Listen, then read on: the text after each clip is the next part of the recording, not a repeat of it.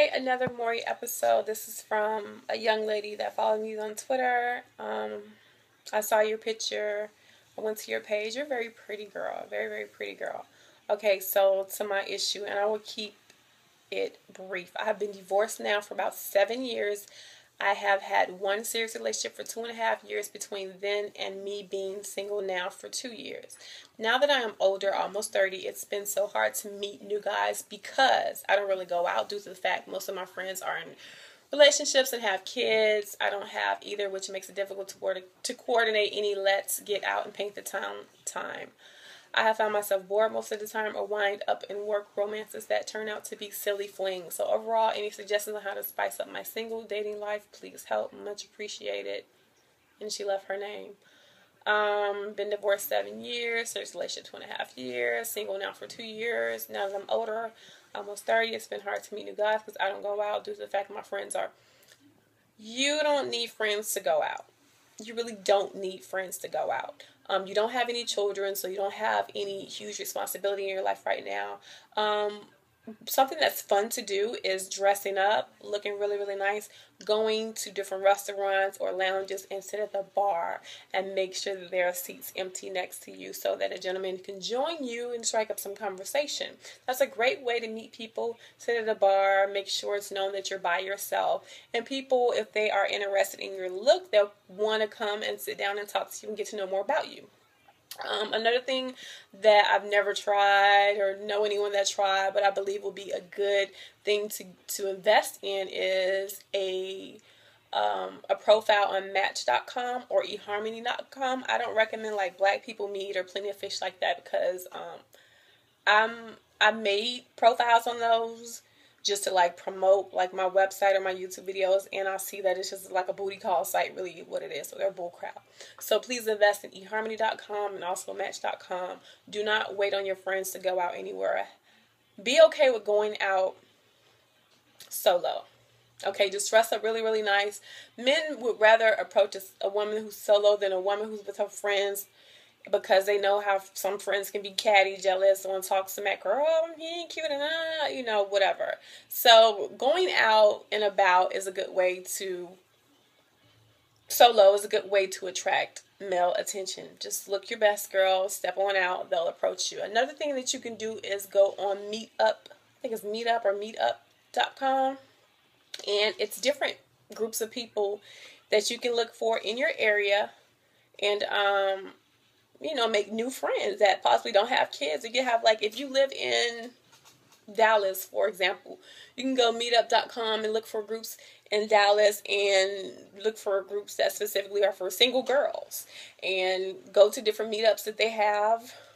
And I haven't been on that site in a long, long time, but I got on that site and I wanted to start a group where we just met up and whatever, but I never went through with it. But I think meetup.com is a really good site to also gain new friends that have a similar background as you as well. You really don't have to leave your house this day and age to meet a guy, to tell you the truth, because the internet has extended the option to meet people that you probably would have never met if the internet did not exist. People in different states, people in different countries, people around the corner from you that you'll probably never see, walking out to get your mail or going around the corner to the corner store. The internet brings all that to you. So it makes it easier for you to meet people. So places like Instagram, Facebook, Twitter, LinkedIn, a lot of places like that, people, you meet people. You have similar interests. You get to talking back and forth. You get to know a lot about somebody before you can bring in that physical attraction, and you're distracted by that physical attraction. You get to know a lot about them. Look at their page, read up on their posts and things like that, and kind of get a feel for what kind of person it is, because the internet is just an extension of who we really are. It's an extension of who we really are. Who we want to be and who we want to be portrayed as.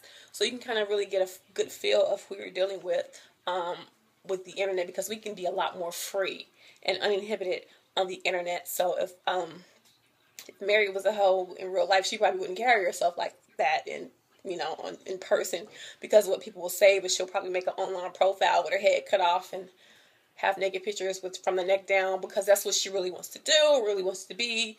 And then you may have another guy named John. He's conservative guy, works at the office, but he always posting pictures of weed and cigarettes and money and Jordans, because that's who he really is behind closed doors in his house. That's what he loves. That's what he's interested in, and that's what he'll post. It's just an extension of who we really are. So please pay attention to, different profiles of people that you're talking to. Once you see someone that you like and you want to take it to another level, and they mutually probably want to take it to another level to get to know you one-on-one, we have Skype. And I do suggest that you webcam people to verify they are who they really are, because people are still running around here using my pictures.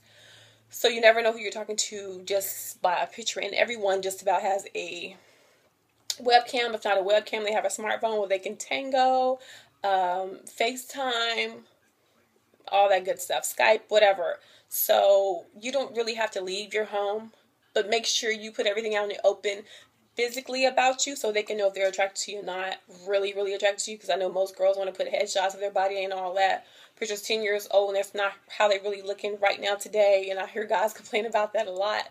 But yeah, make sure you put it out there who you are. You don't want any disappointments down the line or anyone to feel betrayed. And yeah, that's just my advice to you, and I hope that helped. If I think of anything else, I'll put it in the description bar below.